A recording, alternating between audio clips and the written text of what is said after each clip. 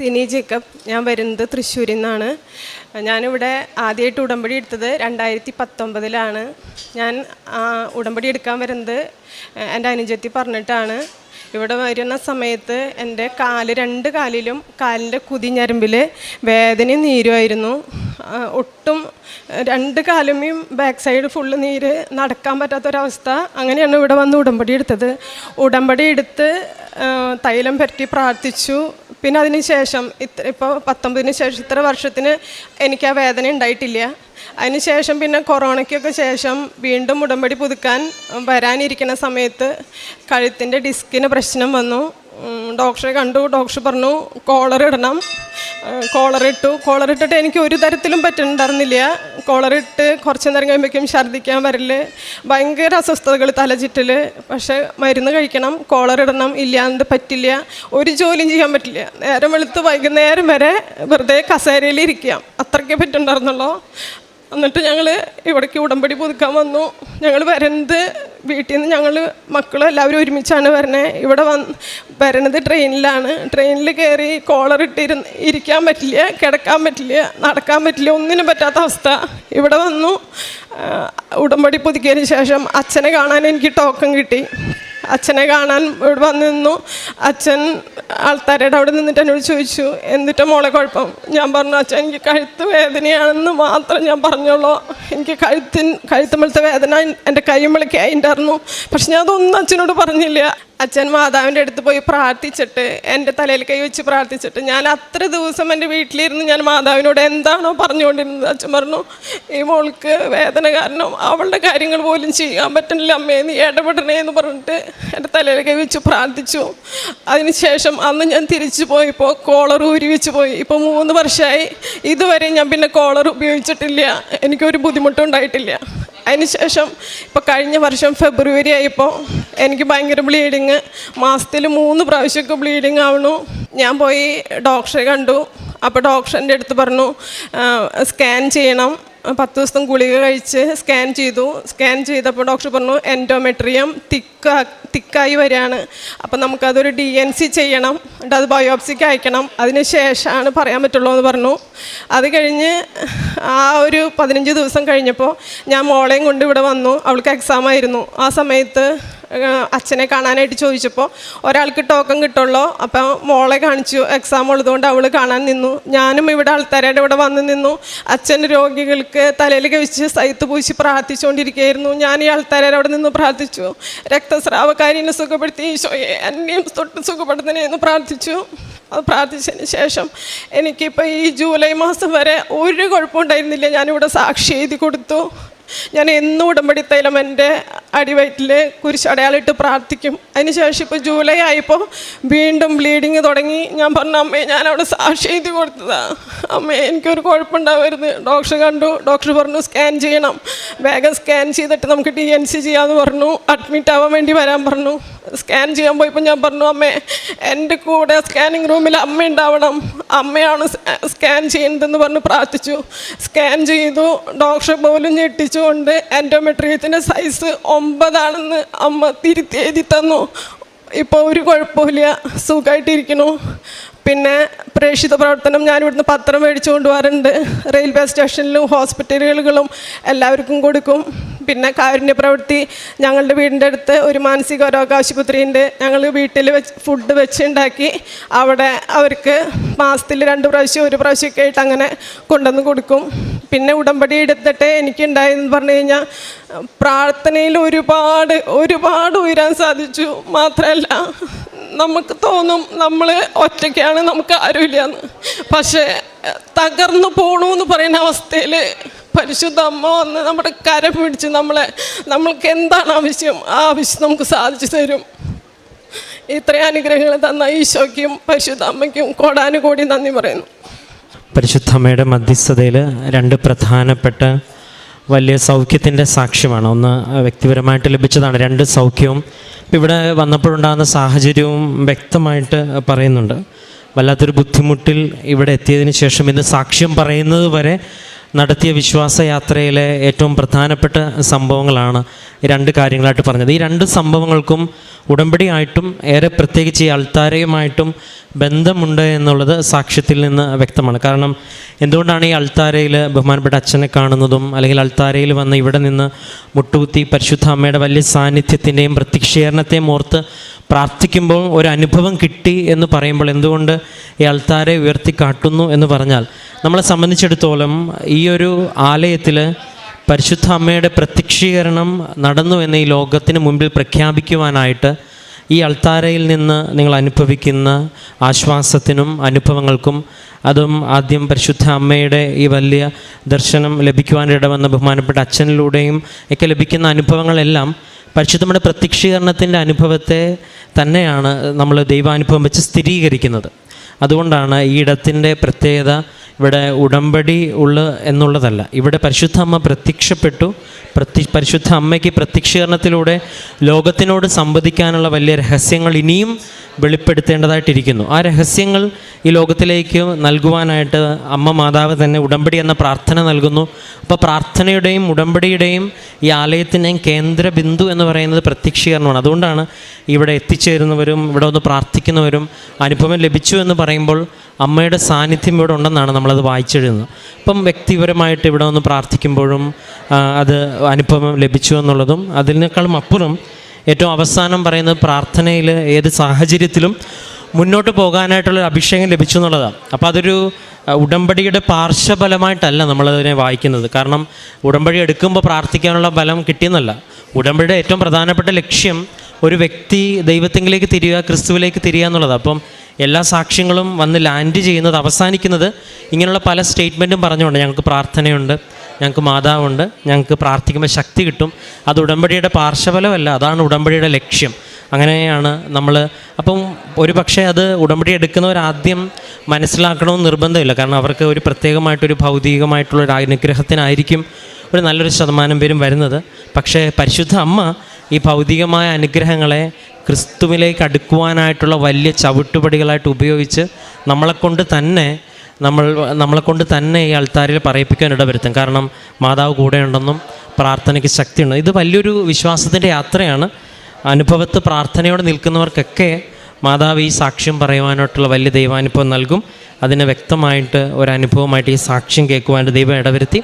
ഏറെ പ്രത്യേകിച്ച് പരിശുദ്ധ അമ്മ വഴി ഈ വ്യക്തിക്ക് നൽകിയ ഈ ആത്മീയമായ ബലത്തിനും ആ മറ്റനുഭവങ്ങൾക്കും എല്ലാം പ്രതി നമുക്ക് കരങ്ങളടിച്ച് ദൈവത്തിൻ്റെ നാമം മഹത്വപ്പെടുത്താം. ആർദ്ര, ഞാൻ അടൂരിൽ നിന്നാണ് വരുന്നത്. ഞാൻ ആദ്യമായിട്ട് ഉടമ്പടി എടുക്കുന്നത് 2023 ജാനുവരി മാസമാണ്. ഇതെൻ്റെ 5ാമത്തെ പുതുക്കലാണ്. ഞാൻ ആദ്യം കൃപാസനയെ പറ്റി അറിയുന്നത്, ഞാൻ അമ്മയായിട്ട് അടുത്തൊരു ഷോപ്പിൽ പോവുകയും അവിടെ ഒരു അങ്കിൾ എനിക്ക് കൃപാസന പത്രം തരികയും ചെയ്തു. തന്നു കഴിഞ്ഞപ്പോഴത്തേന് ഞാനിത് വീട്ടിൽ കൊണ്ടുവന്നു. എൻ്റെ കയ്യിലൊരു ബുക്കുണ്ടായിരുന്നു. ഞാൻ എപ്പോഴും പ്രാർത്ഥനയൊക്കെ നോട്ട് ചെയ്ത് വെക്കുന്ന ബുക്കായിരുന്നു. അതൊരു ലിങ്ക് ഞാൻ കണ്ടു യൂട്യൂബിലെ. ആ ലിങ്ക് ഞാൻ വീട്ടിൽ കൊണ്ടുവന്ന് അന്ന് തന്നെ ഞാനത് ഓപ്പൺ ചെയ്തിട്ട് എനിക്കൊരു പ്രത്യക്ഷീകരണ പ്രാർത്ഥന എന്ന് പറഞ്ഞൊരു പ്രാർത്ഥന അതിൽ കിട്ടി എനിക്ക്. അന്നത് എന്തുവാണെന്നൊന്നും എനിക്കറിയത്തില്ലായിരുന്നു. ഞാനത് വീട്ടിൽ കൊണ്ടുവന്ന് പ്രാർത്ഥന ഇങ്ങനെ സ്പീഡിൽ പൊയ്ക്കൊണ്ടിരിക്കുമായിരുന്നു. ഞാനത് പോസ് ചെയ്ത് വെച്ച് ഫുൾ എഴുതിയെടുത്തു. ഇതെൻ്റെ അമ്മയുടെ അനിയത്തിയും മോളുമാണ്. ഞാൻ പ്രാർത്ഥന കൊടുത്തായിരുന്നു. അവരന്നോട്ട് ഇത് ഫോളോ ചെയ്യുന്നുണ്ടായിരുന്നു. പിറ്റേ ദിവസം കറക്റ്റ് എൻ്റെ ഡ്രൈവിങ്ങിൻ്റെ ടെസ്റ്റാണ്. ഞാൻ ഈ പ്രാർത്ഥന ചൊല്ലിയിട്ടാണ് ഒരു ഡ്രൈവിംഗ് ടെസ്റ്റിന് പോയി കഴിഞ്ഞാൽ ആദ്യത്തെ അറ്റംപ്റ്റിൽ തന്നെ ഡ്രൈവിംഗ് ടെസ്റ്റ് പാസ്സായി.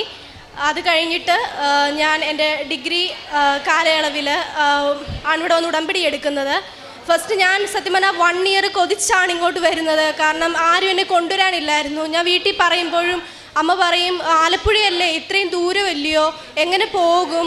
അപ്പം ഞാൻ പറഞ്ഞു, അമ്മ എനിക്ക് പോകണം, ഒരുപാട് പേര് പോകുന്നുണ്ട് എന്ന് പറയും. ഞാൻ ഇതുവരെ ഇവിടെ വന്നിട്ടുള്ളത് തന്നെയാണ്. എൻ്റെ വീട്ടിൽ അൺഎക്സ്പെക്റ്റഡ് ആയിട്ടൊരു ആൻറ്റി വന്നു. ആൻറ്റി പിന്നെ ഒരു കൃപാസന പത്രം കൊണ്ടു തന്നു. അപ്പം ഇതിൽ പോകുന്നുണ്ടെന്ന് പറഞ്ഞു. ഞാൻ എന്നെ കൊണ്ടുപോകണമെന്ന് ആൻറ്റിയുടെ അമ്മ പറഞ്ഞു. ഞാൻ ആ വഴി ആൻറ്റി ഇവിടെ വന്നു. ഇതെന്താ ഇവിടെ നടക്കുന്നതെന്നൊന്നും എനിക്കറിയത്തില്ലായിരുന്നു. ഉടമ്പടി എന്താണെന്നൊന്നും എനിക്കറിയത്തില്ല. ഞാൻ ചോദിച്ചു, ആൻറ്റി ഇതെന്താ ഇവിടെ നടക്കുന്നതെന്ന് ചോദിച്ചു. ഞാൻ പറഞ്ഞു, മോളെ ഇത് ഉടമ്പടിയാണ്. ഞാൻ പറഞ്ഞു, എനിക്ക് പറ്റും ആൻറ്റി എടുക്കാൻ. പറഞ്ഞു, മോക്കും പറ്റും, പക്ഷെ ഇപ്പം എടുക്കണ്ട, നീ വീട്ടിൽ ചോദിച്ച് ഒരുങ്ങി പ്രിപ്പയർഡ് ആയിട്ട് വന്നിട്ട് എടുത്താൽ മതി എന്ന് പറഞ്ഞു. ഞാൻ പറഞ്ഞു ഓക്കെ എന്ന് പറഞ്ഞിട്ട് പിറ്റേ എനിക്ക് വീട്ടിൽ ചെന്ന് ഞാൻ മാതാവിനോട് ചോദിച്ചു, മാതാവേ എനിക്കിത് എടുക്കാമോ, എനിക്കിത് പറ്റുമോ എന്നൊക്കെ ഞാൻ ചോദിച്ചു. എനിക്ക് ശക്തമായ തീരുമാനം തന്നു, നീ വന്ന് എടുക്കുക എന്ന്. ഞാൻ ഒറ്റയ്ക്കാണ് വന്നത്, ഒറ്റയ്ക്ക് വന്ന് ഉടമ്പടി എടുത്തു. എനിക്ക് ആദ്യം തന്നെ മാതാവിനെ എടുക്കാനുള്ളൊരു ഭാഗ്യം കിട്ടി. ഞാൻ അവിടെ നിന്ന് പ്രാർത്ഥിച്ചു, മാതാവേ എനിക്ക് ഒരു അനുഗ്രഹം തരണമേ അമ്മ എടുക്കാനുള്ളതെന്ന്. അങ്ങനെ എനിക്കത് കിട്ടി. ഞാൻ വീട്ടിൽ ചെന്ന് 2 മാസം കഴിഞ്ഞ് പ്രോപ്പറായിട്ട് നോക്കി. പിന്നെ എനിക്ക് ഉടമ്പടി കൃത്യമായിട്ട് ഫോളോ ചെയ്യാൻ പറ്റിയില്ല. ഞാൻ ഡിഗ്രി പീരീഡിലേക്ക് വന്നപ്പോഴത്തേന് പ്രാർത്ഥന, രാവിലെ എഴുന്നേൽക്കുന്ന കാര്യങ്ങളൊക്കെ ഞാൻ മുടക്കി കഴിഞ്ഞ് എനിക്കിത് പ്രോപ്പർലി കൊണ്ടുപോകാൻ വന്നില്ല. ലാസ്റ്റ് എൻ്റെ ഡിഗ്രിയുടെ ഫൈനൽ എക്സാമിന് എനിക്ക് ഒരു പേപ്പർ കിട്ടുമെന്ന് പോലും ഞാൻ പ്രതീക്ഷിച്ചില്ല. പക്ഷെ ഞാൻ അമ്മ മാതാവിനോടോട് പ്രതീക്ഷിച്ചു. ഞാനത് മറന്നെങ്കിലും അമ്മയത് മറന്നില്ല. അമ്മ എനിക്ക് ആ പേപ്പർ തന്നു. അവസാനം ഞാൻ എൻ്റെ ഡിഗ്രി കഴിഞ്ഞ് 1 ഇയറായി, 23 പാസ് ഔട്ടാണ് ഞാൻ. എനിക്ക് എന്ത് ചെയ്യണമെന്നറിയത്തില്ല. ഡിഗ്രി കഴിഞ്ഞപ്പോഴേ ഞാൻ തീരുമാനിച്ചു, ഇനി ഒരിക്കലും എനിക്ക് ജോലി മതി. ഇനി ഞാൻ ഒരിക്കലും IELTS അങ്ങനെ ഒരു കാര്യത്തിലേക്ക് പോകത്തില്ല. ഇവിടെ ഫസ്റ്റ് ഞാൻ ഉടമ്പടി എടുക്കാൻ വന്ന് ഇപ്പോഴും ഞാൻ ഓർക്കുന്നു. മേളിൽ നിന്നപ്പോഴത്തേന് എൻ്റെ മനസ്സിലൊരു ബോധ്യം തന്നു, നീ IELTS നിയോഗം വെക്കെന്ന് പറഞ്ഞു. ഞാൻ വെച്ചില്ല, കാരണം എന്നെക്കൊണ്ടത് പറ്റത്തില്ല എന്ന് എനിക്ക് സ്വയം അറിയാം. കാരണം ആവറേജ് സ്റ്റുഡൻ്റ് ആണ് ഞാൻ, അതുകൊണ്ട് ഞാൻ വെച്ചില്ല. ഞാൻ തിരിച്ചു പോയിട്ട് ഇപ്പം ഞാൻ നിങ്ങളുടെ മുന്നിൽ ഏറ്റവും സന്തോഷത്തോടെ പറയാൻ വന്നേക്കുന്നത്, ഇന്നലെ എൻ്റെ IELTS റിസൾട്ടാണ്. ജർമ്മൻ സ്കോർ നിന്ന് മാതാവ് എന്നെ അനുഗ്രഹിച്ചു. ഞാനത് ഭയങ്കര ഡിഫിക്കൽട്ടിലോട്ടാണ് ആ ഒരു പ്രോസസ്സിലേക്ക് എത്തിയത്. ഞാൻ വീട്ടിൽ പറഞ്ഞു, അമ്മ എനിക്ക് IELTS പോകണം, പഠിക്കണം. വീട്ടിൽ പറഞ്ഞു, എന്തിനാ വെറുതെ പൈസ ചിലവാക്കി, നീ എന്തിനാ പോകുന്നത്, നിനക്കത് കിട്ടത്തില്ല. എല്ലാവരും ഡീമോട്ടിവേഷൻ, ആരും സപ്പോർട്ടില്ല. ഞാൻ ഒറ്റയ്ക്ക്, എല്ലാ കാര്യത്തിനും ഞാൻ ഒറ്റയ്ക്ക്. ഞാൻ പറഞ്ഞു കിട്ടും, ഉടമ്പടി നിന്ന ആളായതുകൊണ്ട് ഞാൻ പറഞ്ഞു എനിക്ക് കിട്ടും, ഉറപ്പായിട്ടും ഞാൻ കിട്ടുമെന്ന് പറഞ്ഞിട്ട് ഞാൻ ആദ്യം പോയി. ജാനുവരി മാസം ഈ വർഷം ഞാൻ ആദ്യം പോയി ജോയിൻ ചെയ്ത് അക്കാഡമിയിൽ. 3 ദിവസം ക്ലാസ്സിൽ എനിക്ക് പോകാൻ പറ്റിയുള്ളൂ. എൻ്റെ അച്ഛൻ ഹോസ്പിറ്റലായി, വയ്യാണ്ടായി. ആ ഒരു സ്റ്റേജിൽ എനിക്ക് പ്രോപ്പർലി കൊണ്ടുപോകാൻ പറ്റിയില്ലായിരുന്നു ഉടമ്പടി. വീണ്ടും ഞാൻ അമ്മയോട് പ്രാർത്ഥിച്ചു, എന്നിവിടെ ഒന്ന് ഞാൻ കരഞ്ഞു പ്രാർത്ഥിക്കും. ലാസ്റ്റ് ഞാനിവിടെ വന്ന് ടെക്സ്റ്റ് എടുത്ത് ഈ ആൾക്കാരുടെ മുന്നിൽ വെച്ചുകൊണ്ട് ഞാൻ പറഞ്ഞു, മാതാവി എനിക്ക് നീ ഒരു വഴി തുറന്നു തന്നേ പറ്റൂ എന്ന് ഞാൻ ശക്തമായിട്ട് പറഞ്ഞു. എനിക്ക് വീട്ടിൽ ചെന്നു, ഞാൻ ടെക്സ്റ്റ് എടുത്തു, പൊട്ടിക്കരഞ്ഞു. തുറന്നപ്പോഴത്തേന് എനിക്ക് സുഗന്ധാഭിഷേകം ലഭിച്ചു. മനസ്സിലായി ഇതാണ് എൻ്റെ വഴിയെന്ന് മനസ്സിലായി. ഞാൻ അക്കാഡമിയിൽ പോയി. വീണ്ടും വീട്ടിൽ വാശി പിടിച്ച് എൻ്റെ ഒരാളെ നിർബന്ധപ്രകാരം. എന്നിട്ട് എൻ്റെ അച്ഛൻ പറഞ്ഞു, ഒരേ ഒരു അവസരം തരും, നീ എഴുതിയെടുത്തോണോ എന്ന് പറഞ്ഞു. എനിക്കറിയത്തില്ല, കാരണം 9ഉം 10ഉം വട്ടം എഴുതിയിട്ട് ആൾക്കാർ കിട്ടാത്ത ഓരോ കാര്യങ്ങളും ഞാൻ കേൾക്കുന്നുണ്ട്. എനിക്ക് പേടിയുണ്ടായിരുന്നു മനസ്സിൽ. എന്നാലും കുഴപ്പമില്ല, മാതാവിനെ വിശ്വസിച്ച് ഞാൻ മുന്നോട്ട് പോയി. അക്കാഡമിയിൽ ചെന്ന് ചേർന്നു. എനിക്കൊരു അടയാളം കിട്ടണമേ എന്ന് ഞാൻ മാതാവിനോട് പ്രാർത്ഥിച്ചു. ഞാൻ കയറി പ്രോസസ്സ് ഫസ്റ്റ് സ്റ്റാർട്ട് ചെയ്തു ആപ്ലിക്കേഷൻ്റെ. അപ്പോഴത്തേന് അവിടുത്തെ ഒരു ഫാക്കൽറ്റി അടയാളം പോലെ ഉടമ്പടി കാശ് രൂപയായിട്ട് എൻ്റെ മുന്നിൽ നിൽക്കുന്നു. ഞാൻ വിചാരിച്ചു ഇതാണ് എൻ്റെ വഴി, ഉറപ്പായിട്ടും ഞാനിതിൽ പരാജയപ്പെടുത്തില്ലെന്ന് വിചാരിച്ചു. ക്ലാസ്സിൽ പോയിരുന്നു, സ്റ്റുഡൻസുമായിട്ടൊക്കെ സംസാരിച്ച് ആദ്യമൊന്നും ആരും മിണ്ടത്തില്ലായിരുന്നു. പിന്നെ എനിക്ക് ഉടമ്പടി എടുത്ത് കഴിഞ്ഞ് ഈ വട്ടം ശക്തമായിട്ട് എല്ലാ കാര്യം ചെയ്യുമെന്ന് ഞാൻ തീരുമാനിച്ചു. മാതാവ് എനിക്ക് ഓരോ വഴികൾ തുറന്നു തരുമായിരുന്നു. ആരും ആദ്യം ഒന്നും മിണ്ടത്തൊന്നും ഇല്ലായിരുന്നു. ലാസ്റ്റ് ഞാൻ മാത്രം ഫ്രണ്ടിൽ പോയി ഒറ്റയ്ക്കിരിക്കും. പക്ഷെ എനിക്ക് അത് അറിയത്തില്ലായിരുന്നു, ഇതിലിരിക്കുന്ന ഒരു ചേച്ചി ഉടമ്പടി എടുത്തതാണെന്നുള്ളത് എനിക്ക് അറിയത്തില്ലായിരുന്നു. എനിക്ക് ബ്രേക്ക് ടൈമിൽ സാക്ഷ്യം കേൾക്കുന്ന ഒരു ശീലം ഉണ്ടായിരുന്നു. ഞാൻ അവിടുന്ന് സാക്ഷി ഇങ്ങനെ കേട്ടോണ്ടിരിക്കും. അപ്പോൾ ചേച്ചിയോട് ചോദിക്കും, നീ ഉടമ്പടി എടുത്തിട്ടുണ്ടോ, കൃപാസനത്തിലെ ഫാനാണോ എന്ന് ചോദിച്ചു. ഞാൻ പറഞ്ഞു, ആണ് ചേച്ചി, രാവിലെ എഴുന്നേൽക്കുമോ, പ്രാർത്ഥിക്കും. ഞാൻ പറഞ്ഞു, എല്ലാം പ്രോപ്പറായിട്ട് കൊണ്ടുപോകും. ചേച്ചി ഉടമ്പടി എടുത്തിട്ട് കുറേ നാളായി, പക്ഷെ പത്രമൊന്നും കൂടുതൽ കൊടുക്കത്തൊന്നും ഇല്ലായിരുന്നു. പിന്നെ മറ്റുള്ളവരോട് ഇടപഴകാൻ പറ്റുകയും അവരോട് സംസാരിക്കുക, ഉടമ്പടിയെ പറ്റി എന്നും കൂടെ പറയുകയും ചെയ്യുമായിരുന്നു. അങ്ങനെ ഞങ്ങൾ ഒരുമിച്ച് പത്രവുമായിട്ട് ബ്രേക്ക് ടൈം കിട്ടുന്ന സമയത്ത് ഞങ്ങൾ പല റോഡുകളിലായിട്ട് മാറി, ഓരോരുത്തരായിട്ട് അവർ ഉടമ്പടി എടുക്കാത്തവരല്ലാത്തവർ കൂടുതൽ ഞങ്ങൾ വണ്ടിയിൽ വരുന്നവരെയൊക്കെ നിർത്തിച്ച് ഞങ്ങൾ പത്രം കൊടുക്കുകയും കാര്യം പറയുകയൊക്കെ ചെയ്യുമായിരുന്നു. എനിക്ക് കഴിഞ്ഞ മാസം ഇവിടെ വന്ന് പത്രം വാങ്ങിക്കണമെന്നുണ്ടായിരുന്നു, പക്ഷെ എനിക്ക് കിട്ടിയില്ല. പക്ഷെ മാതാവ് അത് കണ്ടു. എനിക്ക് അവിടെ അടുത്ത ഒരു കുരിശടിയുടെ അവിടെ നിന്നിരുന്ന ഒരു കെട്ട് പത്രം കിട്ടുകയും ഞാനത് അർഹമായ കൈകളിൽ കൊണ്ടെത്തിക്കുകയും ചെയ്യുമായിരുന്നു. IELTS ഞാൻ പോയിട്ട് എനിക്ക് ഒന്നും പറ്റുന്നില്ല. റീഡിങ് പാട്, ലിസണിങ് പാട്. ഞാൻ CBSE സ്കൂളിൽ പഠിച്ചൊരു സ്റ്റുഡൻ്റാണ്.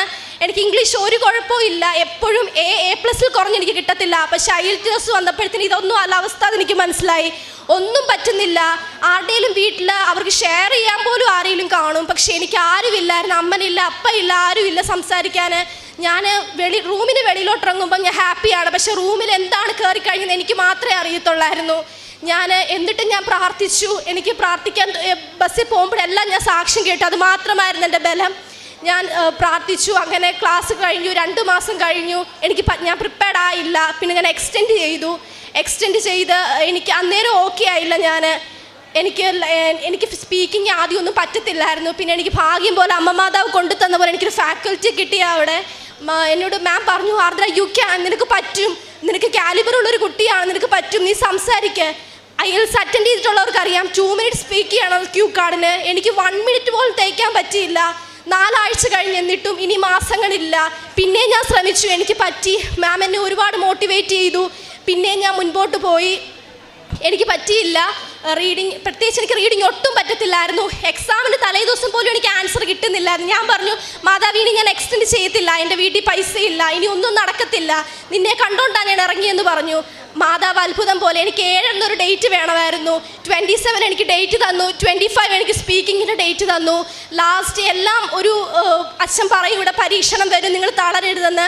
ലാസ്റ്റ് ആയപ്പോഴത്തേനും എൻ്റെ സമയമായപ്പോഴത്തേനും എൻ്റെ ഫാക്കൽറ്റി സ്പീക്കിങ്ങിൻ്റെ മാം പോയി. എനിക്ക് ഭയങ്കര വിഷമമായി പോയി.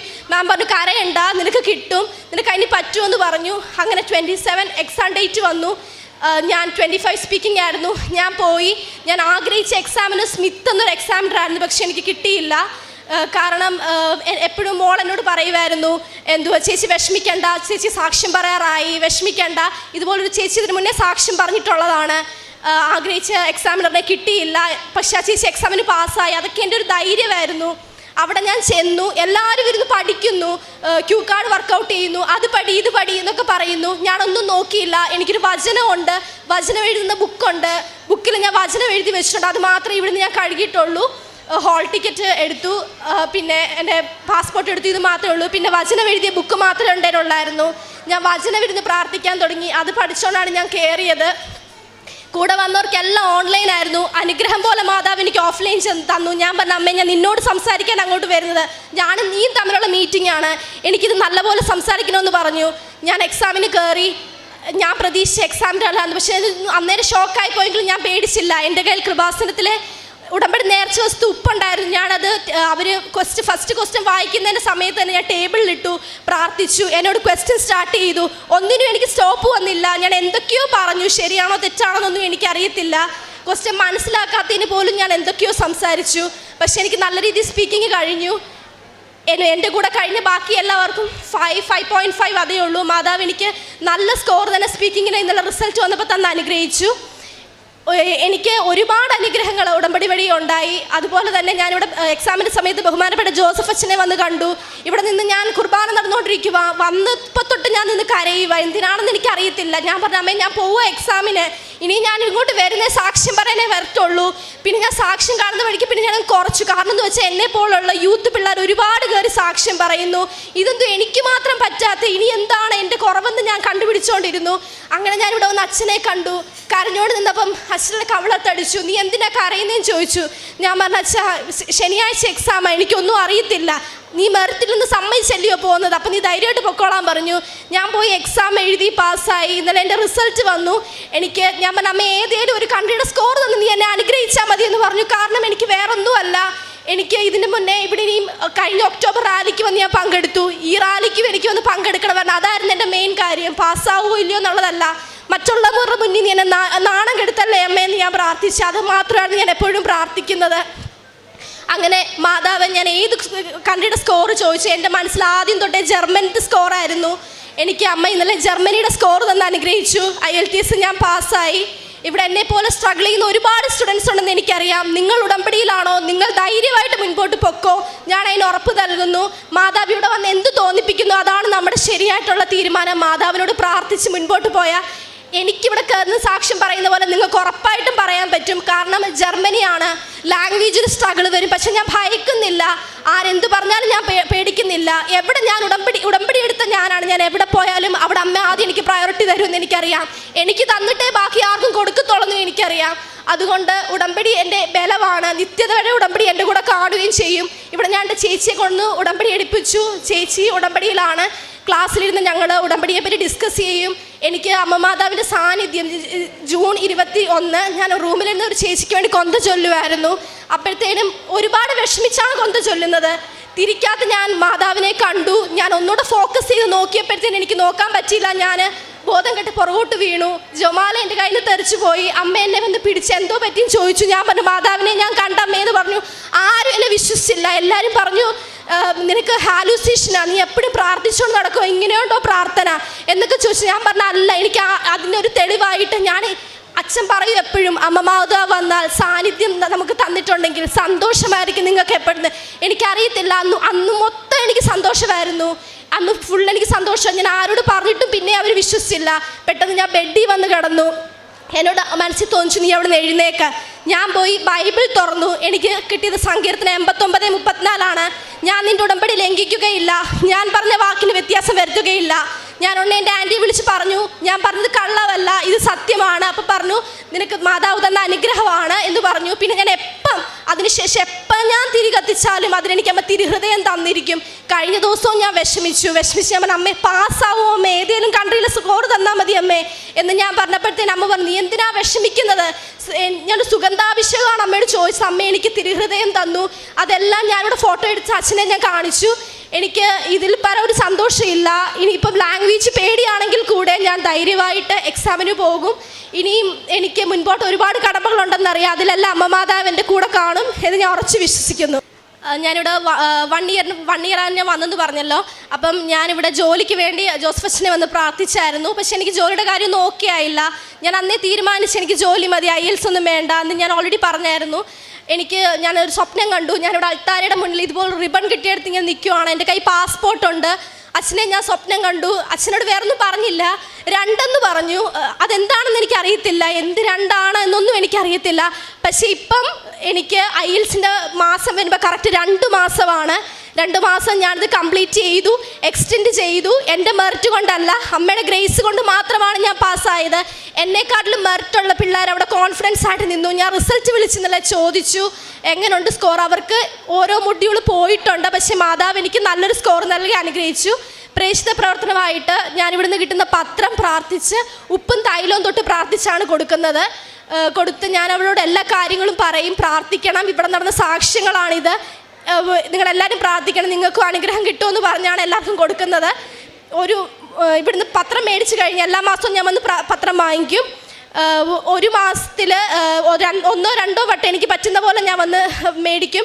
എന്നിട്ട് കാരുണ്യ പ്രവൃത്തിയായിട്ട് ഞാൻ ഗാന്ധി ഭവൻ വിസിറ്റ് ചെയ്യുകയും അവിടെ സത്യം പറഞ്ഞാൽ കൃപാസന പത്രം കൊതിച്ചിരിക്കുന്ന ഒരുപാട് മക്കളെ നമുക്ക് കാണാനായിട്ട് സാധിക്കും. ഇതൊന്നും ആരെ അടിച്ചേൽപ്പിക്കേണ്ട കാര്യമേ ഇല്ല. ഈ പ്രത്യേകിച്ച് യൂത്തിനോടാണ് പറയേണ്ടത്.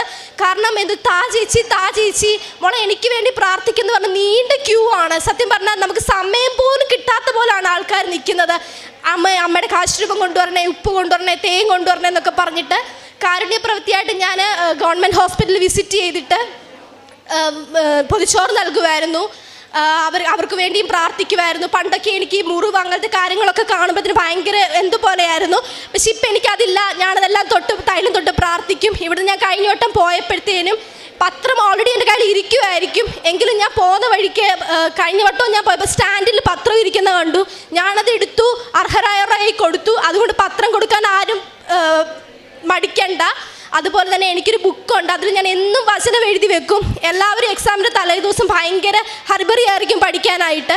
പക്ഷെ ഞാൻ അമ്മയോട് പറഞ്ഞായിരുന്നു എക്സാമിന് പോകുന്നതിന് മുന്നേ 100 വചനം ഞാൻ തീർത്തിട്ടേ പോകത്തുള്ളെന്ന്. എല്ലാവരും പഠിക്കുന്ന സമയത്ത് ഞാൻ 100 വചനം എഴുതി വെക്കും. എഴുതി വെച്ചിട്ട് അവിടെ പോയിരുന്ന് പ്രാർത്ഥിക്കും. ആത്മീയമായിട്ട് വളർന്ന് എന്നും ഞാൻ ബൈബിൾ വായിക്കും. ഞാൻ തുറക്കുമ്പോഴെല്ലാം എന്നോട് സംസാരിക്കുന്ന പോലാണ് എനിക്ക് വചനങ്ങൾ കിട്ടിക്കൊണ്ടിരുന്നത്. പരിശുദ്ധ അമ്മയുടെ വലിയ മധ്യസ്ഥ സഹായത്തിലേറെ പ്രത്യേകിച്ച് വാക്കുകൾക്കപ്പുറം ഒരുപാട് അനുഭവങ്ങൾ ഉള്ളൊരു സാക്ഷ്യമാണെന്ന് പ്രാർത്ഥനയോടെ സാക്ഷ്യം കേൾക്കുമ്പോൾ തന്നെ വ്യക്തമാണ്. കാരണം അത്രത്തോളം പരിശുദ്ധ അമ്മയുടെ വലിയ സാന്നിധ്യം ഈ മകളുടെ ജീവിതത്തിൽ വ്യക്തമായിട്ട് അനുഭവിക്കാനായിട്ട് സാധിച്ചു. നിങ്ങൾ സാക്ഷ്യം ശ്രദ്ധിച്ച് കേട്ടിട്ടുണ്ടെങ്കിൽ അത് നമുക്കെല്ലാവർക്കും വ്യക്തവുമാണ്. കാരണം നമ്മളിങ്ങനെ ഒന്നും ഇല്ലാതെ പ്രാർത്ഥിച്ച് ആരോടും ഇപ്പോൾ നമ്മൾ 2-3 സാഹചര്യങ്ങളിൽ മാതാവിൻ്റെ വലിയ സാന്നിധ്യത്തിനെ കുറിച്ച് പറയുന്നുണ്ട്. ഒന്ന് ജൂൺ 21 കാര്യവും അല്ലാതെ വേറൊരു സമയവും ഇങ്ങനെ വളരെ ബുദ്ധിമുട്ടി കരഞ്ഞ് പ്രാർത്ഥിച്ച് ആരും നമുക്ക് കൂടെ ഉണ്ടാവത്തില്ല, അല്ലെങ്കിൽ ആരും നമ്മളെ മനസ്സിലാക്കുന്നില്ല എന്ന് പറയുന്ന വലിയൊരു സാഹചര്യത്തിൽ മാതാവിൻ്റെ വലിയൊരു സാന്നിധ്യം അനുഭവിക്കാനായിട്ടൊക്കെ സാധിക്കുക, അല്ലെങ്കിൽ മാതാവിനോട് ചേർന്ന് പ്രാർത്ഥിക്കുമ്പോൾ മാതാവ് അതിന് നമ്മുടെ പ്രാർത്ഥനയ്ക്കൊരു ഉത്തരം നൽകുന്നത് അത് വലിയൊരു ദൈവാനുഭവമാണ്. ഒരു പക്ഷേ ആശയങ്ങൾക്കും അപ്പുറം നിൽക്കുന്ന ഉടമ്പടിയുടെ ദൈവാനുഭവങ്ങളാണ് നമ്മുടെ ഏറ്റവും വലിയ മുതൽക്കൂട്ടെന്ന് പറയുന്നത്. രണ്ടാമത്തേത് അപ്പോൾ തുറക്കുന്ന വചനവും നിങ്ങൾ ഇപ്പോൾ മകൾ വന്നു സങ്കീർത്തനം 89:14, അതും ഉടമ്പടിയെക്കുറിച്ച് ക്ലിയറായിട്ട് ടു ദ പോയിൻ്റ് സംസാരിക്കുന്ന വചനമാണ്. കർത്താവ് ഉടമ്പടി ഓർക്കും, കർത്താവ് നിൻ്റെ കൂടെ ഉണ്ടാവുമെന്ന് ഉടമ്പടിയിൽ നിൽക്കുന്ന ഒരാൾക്ക് കിട്ടേണ്ട കിട്ടിയിരുന്നുവെങ്കിൽ നമ്മുടെ ഉടമ്പടി എന്ന വാക്ക് നമുക്കറിയാമല്ലോ. ഉടമ്പടിയിൽ നടക്കുന്ന അനുഭവങ്ങളൊക്കെയും എന്തെങ്കിലും ഒരു ദൈവാനുഭവം ഉണ്ടായെന്ന് പറഞ്ഞ് നമ്മളത് ഉടമ്പടി സാക്ഷ്യമായിട്ട് പരിഗണിക്കത്തില്ല. കാരണം ഒരു വ്യക്തി അത് ഏത് മതവും ഏത് പ്രായത്തിലുള്ള ആണെങ്കിലും ഉടമ്പടി കടന്നു പോകുമ്പോൾ ആ വ്യക്തിക്ക് പരിശുദ്ധ അമ്മ ഒരു ക്ലിയർ ഇൻഡിക്കേഷൻ നൽകും. അതായത് നിൻ്റെ ഈ ഉടമ്പടി യാത്രയാണ് ഞാൻ ആശീർവദിക്കുന്നത്. അതുകൊണ്ട് ഈ മകൾക്ക് അതിന് വ്യക്തമായിട്ട് കുറേയേറെ അനുഭവങ്ങളിലോ 2-3 അനുഭവങ്ങൾ അമ്മകൾ പറയുന്നുണ്ട്.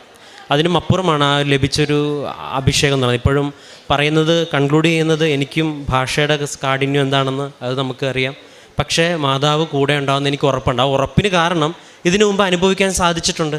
ഈ ഉറപ്പുണ്ട്. ഇപ്പോൾ കർത്താവ് യുഗാന്ത്യം വരെ ഞാൻ നിങ്ങളുടെ കൂടെ ഉണ്ടായിരിക്കും എന്ന് കർത്താവ് ഒരിക്കലും ഒരു മേൽപ്പൊടിക്ക് പറയുന്നതല്ലല്ലോ. പരിശുദ്ധ അമ്മയെ ലോകത്തിന് നൽകിയിട്ടുണ്ടെങ്കിൽ യുഗാന്ത്യം വരെയും അതിനുശേഷവും അമ്മയെ ഈ ലോകത്തിൻ്റെ സാന്നിധ്യമായിട്ട് മാതാവിനെ നൽകിയിട്ടുണ്ട്. അതിനെ പ്രകടമായിട്ട് അനുഭവിക്കുവാനായിട്ട് ഉടമ്പടിയിൽ സാധിക്കുന്നതിന് ഏറ്റവും പ്രധാനപ്പെട്ട കാരണം ഉടമ്പടിയിലൂടെ ഒരു വ്യക്തി ദൈവ സാന്നിധ്യം വരാനായിട്ട് സ്വയമേ ഒന്ന് ഒരുങ്ങും. അപ്പോൾ ഈ മകൾ ആദ്യം ഇങ്ങോട്ട് വരാൻ കാരണമായത് ഉടമ്പടിയിലെ ഭാഗമായിട്ട് കൃപാസനം പത്രമാണെന്നാണ് പറഞ്ഞത്.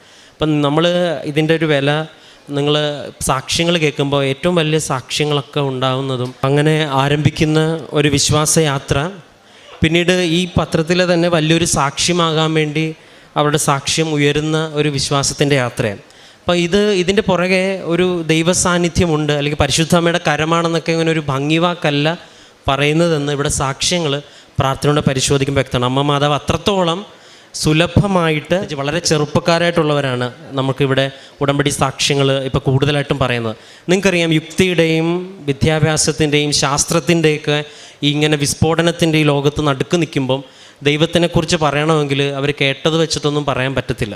അല്ലെങ്കിൽ ഇത്രയും പേരുടെ മുമ്പിൽ ഈശോയും മാതാവിനെക്കുറിച്ച് സംസാരിക്കണമെങ്കിൽ വ്യക്തമായിട്ട് ഇവർക്ക് വാക്കുകൾക്കപ്പുറം ഒരു അനുഭവം ഉണ്ടായിട്ടുണ്ട്.